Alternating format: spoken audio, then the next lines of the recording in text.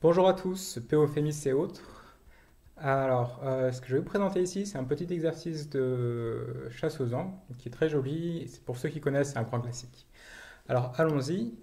Alors, prenez un triangle, donc absolument quelconque, et placez trois points dessus, F, E et D, de cette manière-ci. Sur ces trois premiers points, donc A, E, D, vous allez tracer un premier cercle. Et de la même manière, sur les trois autres points suivants, tracez un deuxième cercle. Et on va noter X, le point d'intersection de ces cercles. Alors ce point X en fait est un peu particulier, un peu spécial, parce que si vous tracez un dernier cercle, donc le cercle passant par E, B et F, il se trouve que le point X appartient également à ce troisième cercle. Et quel que soit le triangle, c'est-à-dire vous pouvez déplacer les points ici, vous pouvez manipuler totalement les points comme vous voulez, vous pouvez vérifier que le point X ici appartient toujours à ces trois cercles. Donc votre exercice et votre mission donc est de montrer ce théorème.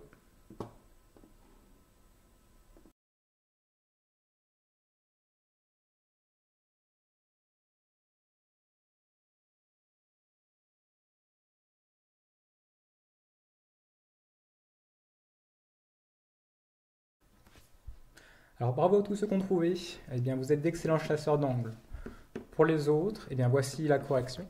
Donc tout le but, ça va être de calculer cet angle-ci. Alors comment on y arrive?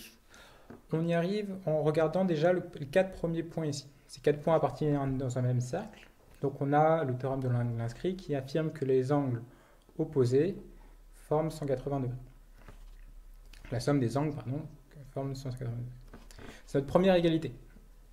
Elle nous sera utile pour plus tard. On peut faire la même chose pour le deuxième cercle. Donc que la somme de ces deux angles-ci vaut également 180 degrés. Ce qui nous donne alors le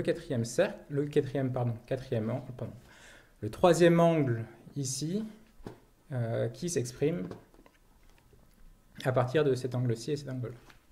Alors maintenant, si vous regardez droit dans les yeux ces trois équations, donc j'ai dit vous connaissez cet angle-ci, vous connaissez cet angle-là, donc nous pouvons déduire cet angle-là, qui est juste la somme de l'angle en A et de l'angle en B.